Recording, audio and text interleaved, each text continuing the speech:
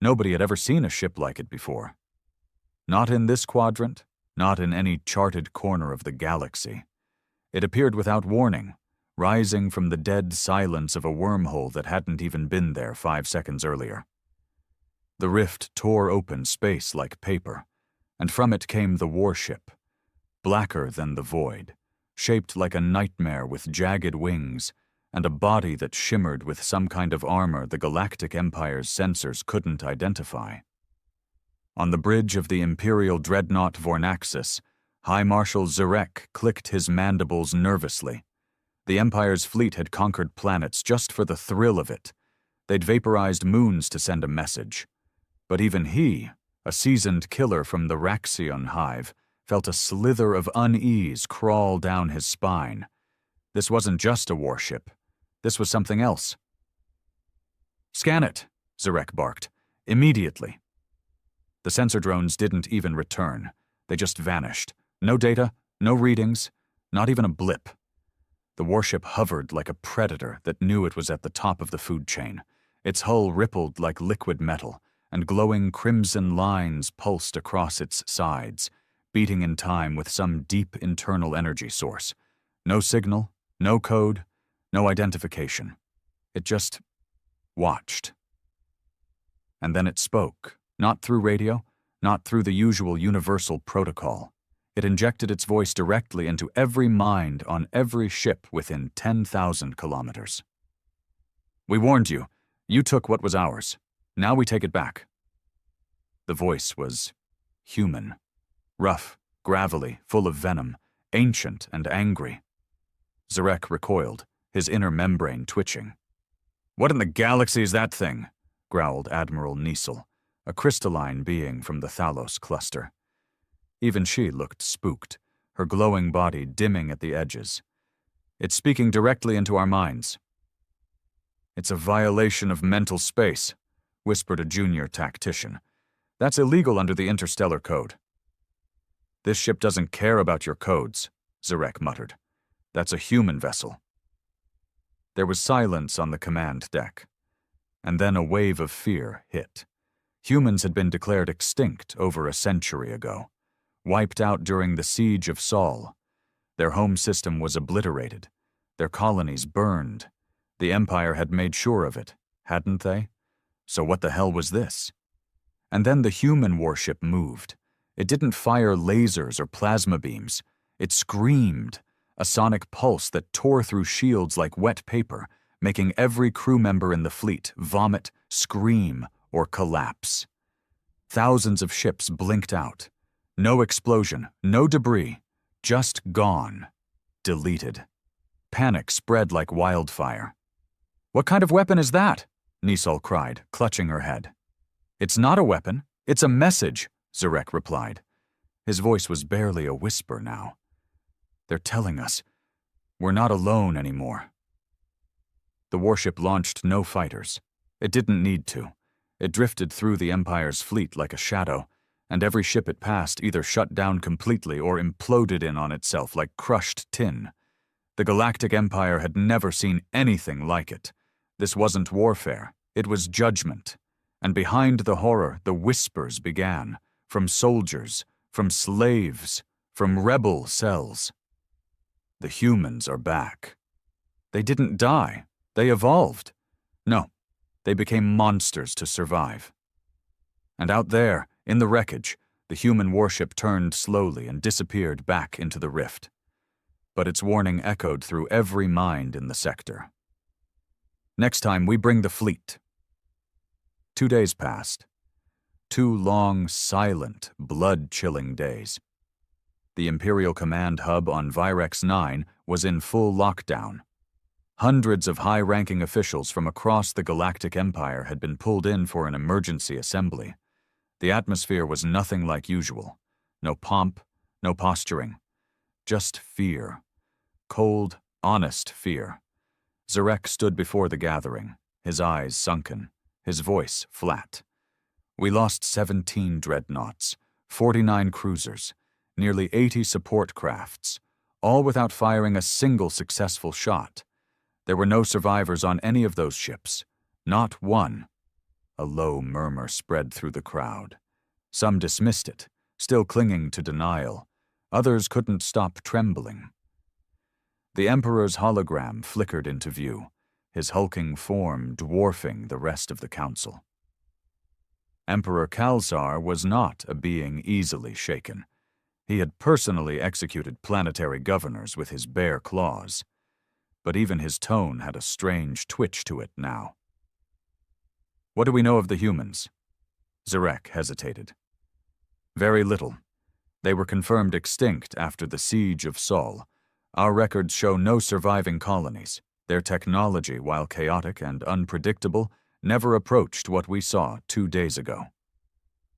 "Then explain that ship," the Emperor growled. "We can't. Nothing in our archives comes close. We recovered no debris. Their energy signature is untraceable. It's like they returned from death with weapons forged in some hell we can't understand." Kalsar's eyes narrowed. "Then we prepare for hell."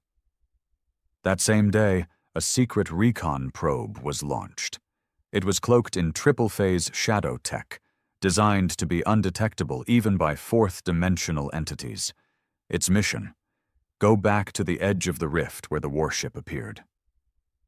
Find answers. It never reported back.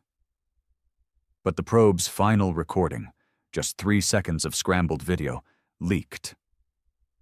The footage showed something the Empire refused to admit was possible. A fleet. Dozens of human warships, each different in shape and style, but with the same impossible aura. Silent, watching, waiting. Each ship bore a name etched in rough Terran script. Vengeance, Sol's Fury, Earth's Ghost, and one that made even the Emperor pause: the Children of No Mercy. The panic was no longer silent. The civilian sectors started to riot. News spread, fast and raw, carried through underground info channels and rebel frequencies. The Empire had lied. Humans were alive, and they weren't coming in peace. Resistance groups, long hunted, weakened, fragmented, started resurfacing. On planets like Draxin, Gale Toe, and Zarn 3, old flags were raised. Not of Earth, not of Sol, but something new. A black sun over blood-red stars, the symbol of vengeance. And among the terrified elite of the Empire, rumors spread like wildfire. They said the humans had lived in the black voids between galaxies, evolving, adapting, surviving like monsters in the dark. They said they didn't just want retribution. They wanted the galaxy to remember.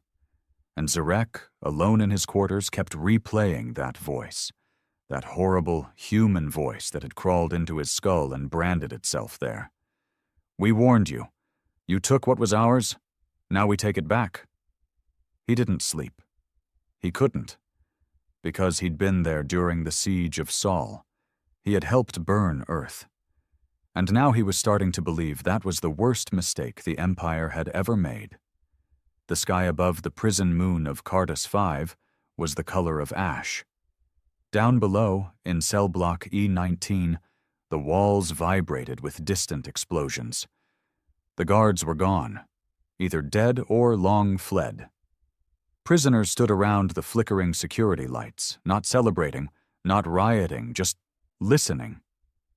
Everyone had heard the same thing on the emergency frequency loop.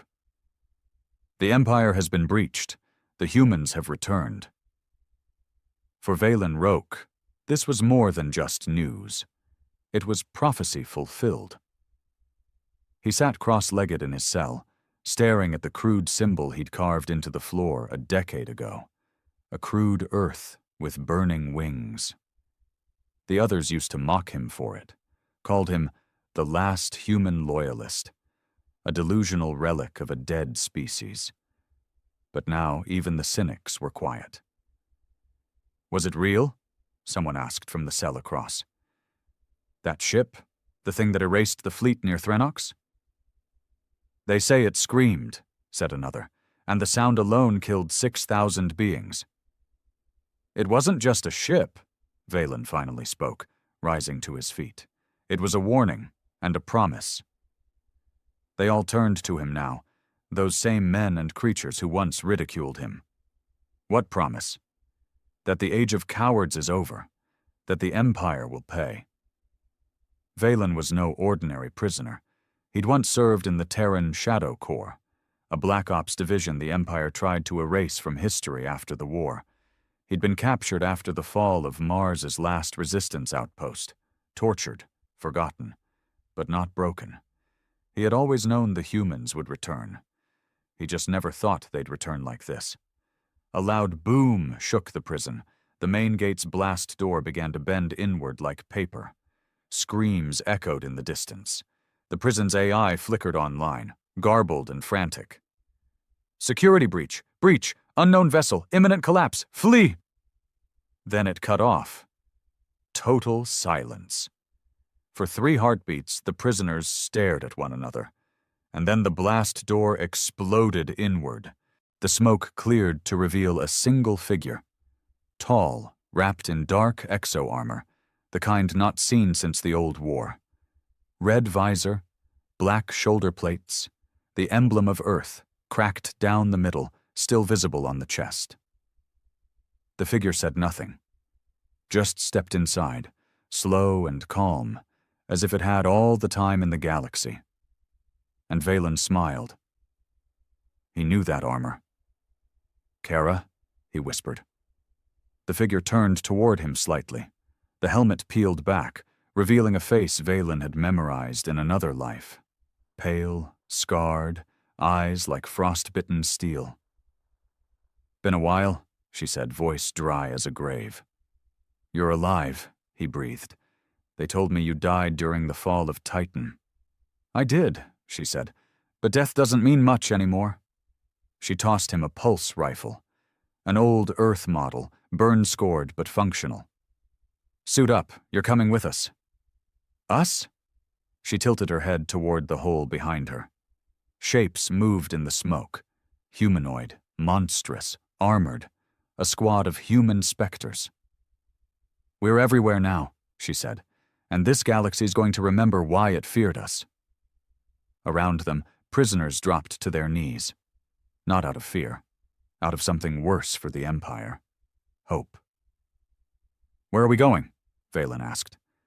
"To burn down the thing that tried to bury us," she said, "starting with the bastards who bombed Earth. You remember Zirek?" Valen's eyes narrowed. "Too well." "Good.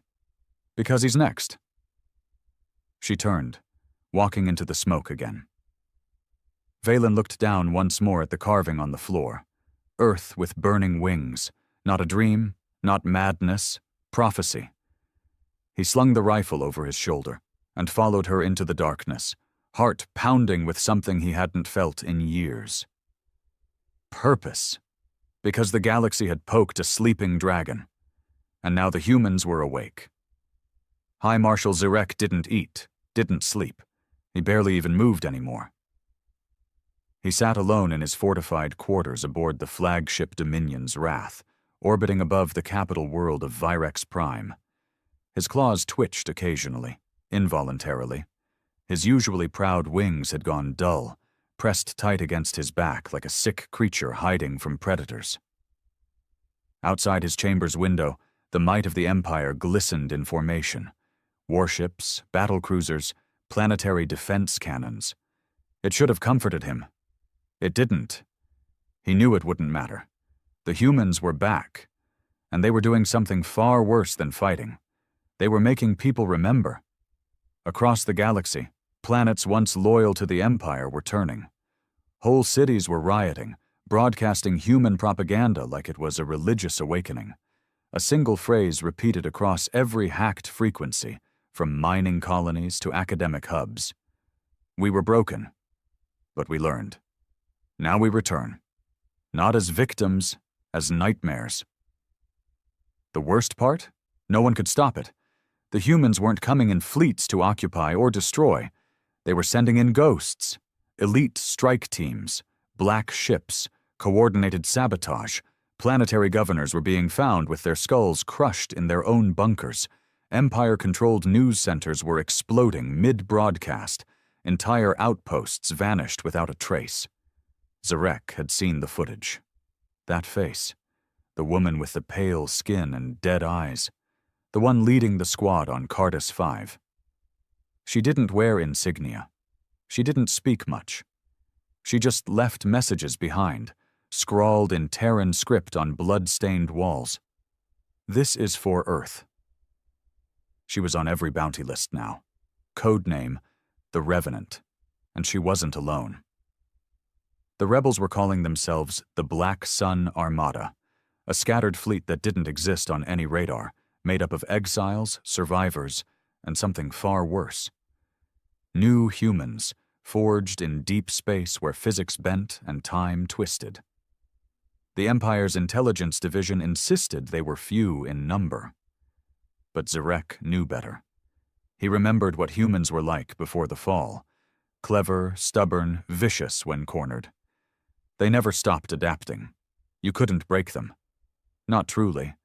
And the ones who'd survived the siege of Sol, they weren't just survivors. They were what survived hell. Suddenly, a sharp beep cut through the silence of his chamber. Incoming call. Priority override. He clicked to accept. A three-dimensional projection flickered into place. It was Emperor Khalsar. Zarek straightened immediately. Marshal Zarek, the Emperor said, voice like distant thunder. We've received a message, intercepted from an unsecured rebel channel. Zarek nodded grimly. Another threat? The Emperor shook his head slowly. Worse, a promise the audio played. It was rough, staticky, but unmistakably human. We don't want your surrender. We want your screams. You taught us extinction. Now we teach you revenge. Then the voice laughed, cold, hollow. No joy in it, just venom. Zarek, you burned Earth. We remember. We're coming for you. The audio cut. Zarek felt a tremor run through his bones. He had never told anyone he'd been part of the team that authorized the bombardment. His name was buried deep in classified logs. How had they known? They've breached our archives, Zarek whispered. This is personal. They want to dismantle the Empire piece by piece, Khalsar growled. And you are now their symbol of vengeance. I should step down, Zarek said suddenly. If I go into hiding... No, the Emperor interrupted. You will be bait. Zarek looked up, eyes wide. You will remain in command. We'll leak intel, let them come, and when they do, the trap will close. Zarek nodded stiffly. It was a plan. A desperate one. But it was something. The call ended. He stood slowly, walking towards the window. The stars blinked peacefully above, but he could feel the storm coming. In his chest, in the gravity of the air, it was like the galaxy had shifted. Behind him, the lights in the room flickered, just for a second. But he noticed. And somewhere, deep in the black space beyond radar and reach, Kara, the Revenant, watched her target from a hidden scout vessel. He's on the move, she muttered, just like we wanted. Valen nodded beside her. Ready for part 2? She didn't answer. Her eyes were already locked on the Dominion's wrath, and her finger was tightening on the activation switch. The Dominion's wrath began its slow orbit around Virex Prime, unaware that the ghost of Earth's fury was already watching from less than 1,000 kilometers away. Kara stood in the observation bay of the Black Sun Wraith, a vessel so deeply cloaked in stealth tech it didn't reflect light or gravity. It wasn't even visible on visual scanners. To the Empire, it didn't exist. But to Kara, and the few like her who had survived what the galaxy tried to forget, it was home. She studied the Imperial flagship, watching the shimmering blue shields ripple across its hull. Zarek's moved into Sector 3, Valen reported from behind her. Standard defense posture, but they've got fighters patrolling at 3-minute intervals, rotational pattern, and at least 2 carrier cruisers within strike range. Kara didn't turn. They're waiting for us. They want us to come, he said, stepping closer. This is the trap. I know. And we're still going? Kara's eyes narrowed. Of course we are. She turned, walking across the control platform toward the mission table, where the other 4 members of her team were reviewing layouts of the Dominion's wrath. They were all different, one part Terran, one part something else. Survivors who had spent too long in the void between galaxies, in abandoned science vessels, old mining colonies, and deep black places where even the laws of physics grew tired. Let's be clear, Kara said, voice firm. This isn't about killing Zirek. That's the easy part. Then what's the hard part? Asked Ral, a 4-armed soldier who'd once fought in Earth's final trench on Europa. Making sure everyone sees it. She tapped the display. We override their comms, hijack the broadcast stream. We show every system, every loyalist, every citizen, exactly what happens to Empire monsters. You want to execute him live? I want them to remember Earth. I want them to see that we didn't die. We evolved, and we haven't forgotten. No one argued, because they all wanted the same thing. Zirek wasn't just a target, he was a symbol. The one who had ordered the orbital bombardment that turned Earth's oceans into vapor and sent its cities tumbling into craters. He didn't just destroy their world, he laughed doing it. Kara still remembered the broadcast. Zirek on the screen, saluting the Empire's victory, standing beneath the burning image of Earth. She hadn't seen that image since. Not until she woke up floating in the ruins of Titan's escape facility, barely alive. A machine kept her breathing. A forgotten A. I reactivated during the collapse, repaired her piece by piece with stolen tech and alien scrap, and when she finally stood again, all that remained was vengeance. Now it was time. Suit up, she said. We breach in 30. Inside the Dominion's wrath, Zirek paced his private corridor, surrounded by 2 elite guards and a nervous young aide. Sweat glistened on the aide's temples despite the climate control. There are rumors, the aide whispered, about the Revenant, that she's already in this system. She's a shadow, Zirek spat. A ghost with good press. We've laid the perfect trap. She'll come, and we'll end this pathetic rebellion with one broadcast. But if she's evolved, like they say, then she bleeds like the rest. Zirek didn't notice the flicker in the lights. He didn't hear the low static crackling from the floor panels, and he certainly didn't hear the soft click from the vent above. But he noticed the explosion. It hit the corridor next to his, throwing him to the ground, blowing out oxygen seals. Fire, smoke, chaos. "Lock the bulkheads!" he roared, scrambling to his feet. His guards closed around him. Too late. Kara dropped from the ceiling like a shadow with form, her armor shifting, eyes glowing red. Her blade sliced through the first guard before he drew his weapon. Valen came in through the smoke, pulse rifle chattering. Zirek tried to flee. Kara grabbed him by the throat and slammed him against the wall. He stared at her, eyes wide, gills twitching. "You," he rasped. "You should be dead." She leaned in close, eyes locked on his. "I was." She activated her comlink. "Broadcast is live," Ral confirmed from the ship. Every screen in the system flickered. Every citizen, every soldier, every loyalist saw what came next. Kara turned to the camera. "This is for Earth," and pulled the blade across Zirek's throat. The scream echoed across star systems. Millions watched in silence, on factory moons, on orbiting trade hubs, even deep inside the glass towers of the Empire's bureaucratic core. Every screen flickered with static, then locked onto a single brutal image, High Marshal Zarek, blood pouring from his throat, eyes frozen wide in disbelief, collapsing to the floor as Kara stood over him like a reaper from forgotten legends. She didn't flinch, didn't gloat. She simply stared into the camera as if daring the galaxy to look away. and then the feed cut to black. For a moment, there was silence, then chaos. In less than an hour, 3 Outer Rim colonies declared independence from the Empire. Soldiers began deserting their posts. Civilians poured into the streets, many holding makeshift banners bearing the mark of the Black Sun Armada. Even some mid-tier governors, long silent under the Emperor's rule, began secretly reaching out to rebel contacts, trying to find a way to switch sides before they were next. The fear had changed. It no longer belonged to the oppressed, now it belonged to the throne. Deep inside the Black Sun Wraith, the team regrouped, bloodied but alive.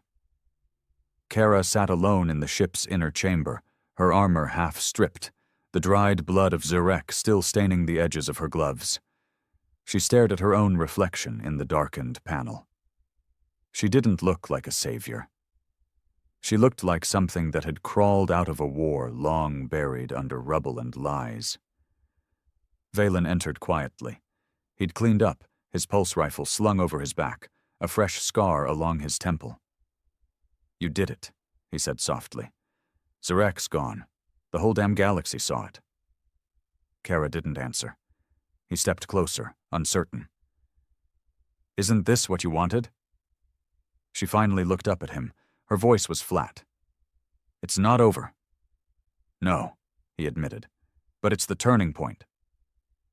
Kara stood slowly, the weight of her body heavy, like each movement hurt more than it should. "They'll come harder now. Khalsar won't take this lightly. We humiliated them." "That was the point." "No," she corrected. "The point was to warn them." He frowned. "Warn them? We've shown them what we're capable of, but they haven't seen our full strength yet." Her voice darkened. "We wanted them to know there's no place safe anymore. Not for war criminals. Not for tyrants." Valen hesitated, then nodded. "And what now?" Kara looked down at the blood on her gloves. "Now we make it personal for Khalsar." In the Imperial Palace on Virex Prime, the throne room shook with fury. Emperor Khalsar slammed his obsidian fist down on the command table, shattering it. Shards flew in every direction. The High Council stood frozen, none daring to speak.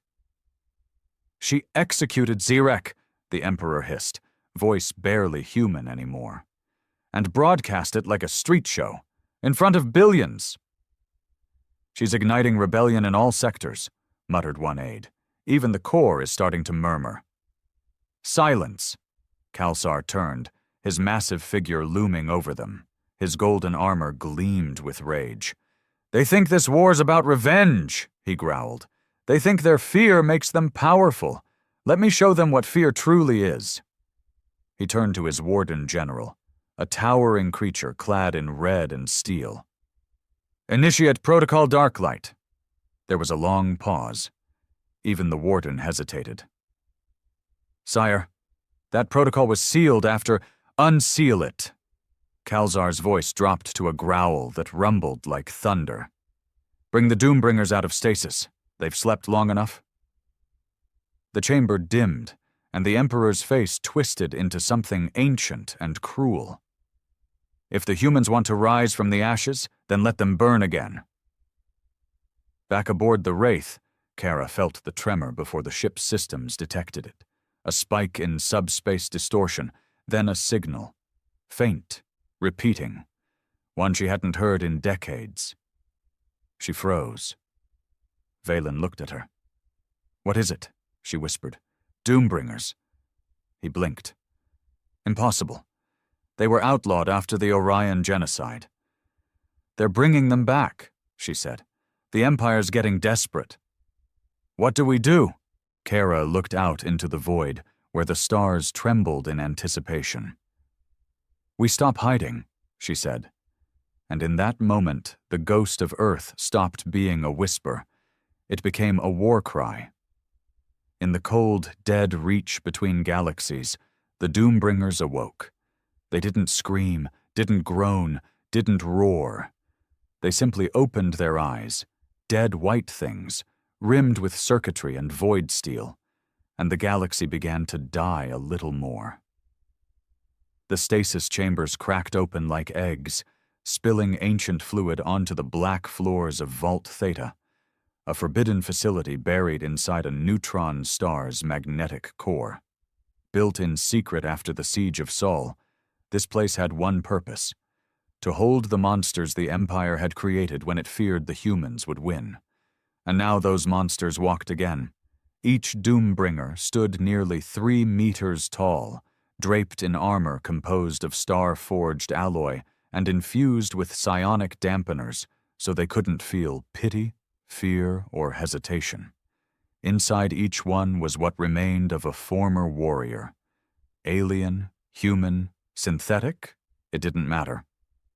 Once selected, their minds were broken and reprogrammed, turned into pure instruments of destruction. The Empire hadn't used them in decades for a reason. They didn't just kill. They erased. And Kalzar had just ordered a dozen of them deployed across rebel systems. Kara stared at the new intelligence reports with a clenched jaw. Images from the colony world of Jera 9 played on the screen. Grainy at first, then sharp. Black shapes dropping from the sky like armored meteors, each one landing silently before unleashing annihilation. The footage didn't show a firefight. It showed a purge. Whole towns gone. No screams, no bodies, just charred ground and whispers of something that moved too fast for sensors to track. Valen spoke behind her, his voice shaking slightly. "This is what they've been hiding all these years." "They were saving them for us," Kara replied coldly. "Insurance, just in case we ever came back." Rael stepped into the room, red eyes flaring. 3 colonies hit in 48 hours. Minimal resistance. They're targeting any system that raised our flag. "They're trying to cut out the infection," Valen muttered. "No," Kara said, straightening. "They're trying to break the myth. Destroy the hope we gave people when we killed Zarek. This is psychological. A counter-story." Raal leaned over the map display. "We need to strike back. Show them we're not afraid of their monsters." "We don't fight these things head-on," Kara said. "Not yet." Valen frowned. "So what then?" She brought up an older file. It showed diagrams of Vault Theta, internal schematics, energy logs, stasis chamber records. "We go to the source," she said. "We shut the vault down, destroy the birthing chambers, cut the leash before they can release more." Silence followed her words. "You want to break into a vault inside a neutron star?" Rael asked flatly. "That's suicide." "No," Kara said, eyes darkening. "It's war." 3 days later, the Wraith dropped out of slipspace on the edge of the magnetic shell surrounding Vault Theta. The system was dead. No suns, no planets, just radiation and the heavy hum of electromagnetic death. No ships dared come here. Not even scavengers. But the Wraith wasn't a normal ship. They coasted in on silent power, shields folded flat against the hull, using the star's gravity and magnetic field to slingshot toward the vault's docking spine. Inside the ship, Kara checked her armor for the 5th time. The plan was insane, she knew, but it had to be done. I-Core active," Rael reported. "We'll have only 7 minutes inside before the radiation fries our stealth mod." "More than enough," Kara replied. They launched. The boarding hooks caught on the outer ring of Vault Theta, digging into ancient alloy. The hull peeled open under Rael's plasma cutter, and the team slipped inside. Everything was dark, silent, like the place itself was asleep and dreaming of slaughter. They moved fast, sliding through corridors lined with stasis tubes and heavy vault doors. Every panel they passed whispered the same word: unstable. As they neared the core chamber, Valen paused beside a sealed tube. His eyes widened. Inside floated something human, or what was left of it. A body stripped of hair, with eyes replaced by chrome lenses, limbs fused with weaponry, chest open to reveal a pulsing core. He stepped back. "They were using our own," he whispered. "Humans," Kara's voice cracked. "They turned us into weapons, even after we died."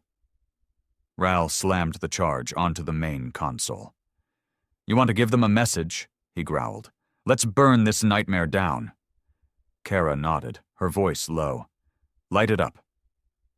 The explosion tore through Vault Theta like a cleansing fire. No more Doombringers, no more Vault. And across the galaxy, every rebel world cheered. Because the humans hadn't just survived the monsters. They'd killed them at the roots. The galaxy trembled. News of the Vault, Theta destruction rippled outward like a shockwave, bouncing off comms relays and smuggler frequencies, amplified by underground networks and rebel broadcasters. Every corner of the Empire, every system, every planet, every throne room and slum heard the same phrase within a day. The monsters are dead, the Vault is gone, Earth remembers. Kara didn't make a speech. She didn't need to.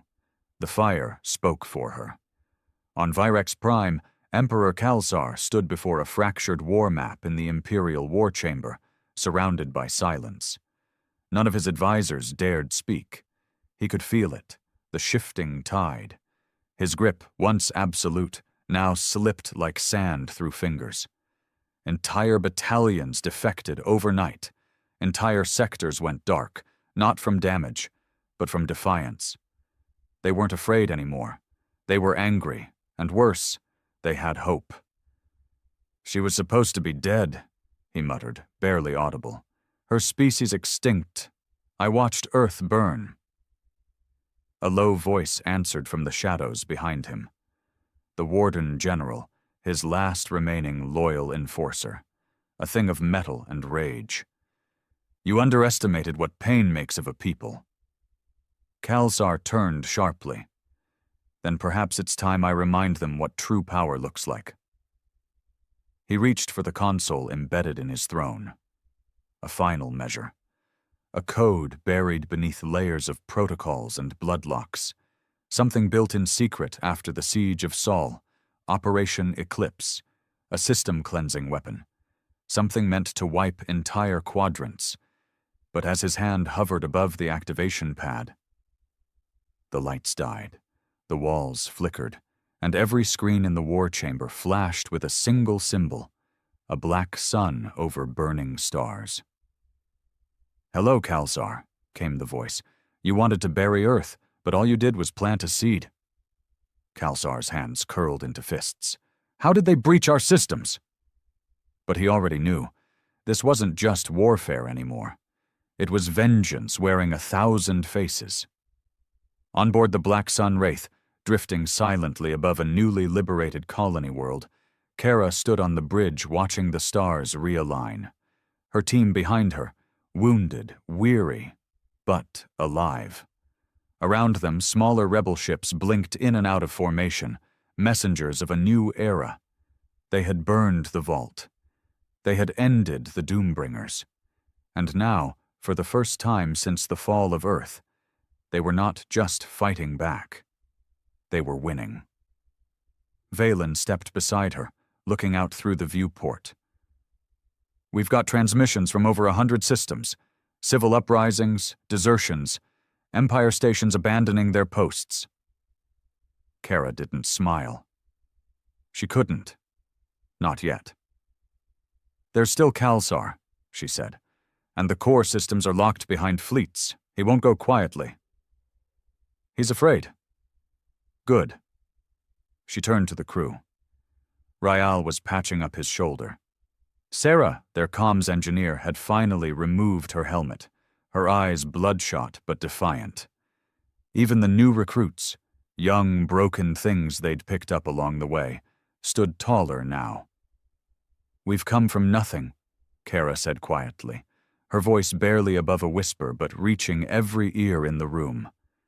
"From the rubble, from exile, from the edge of space where the Empire tossed us like trash." She looked around at the faces watching her.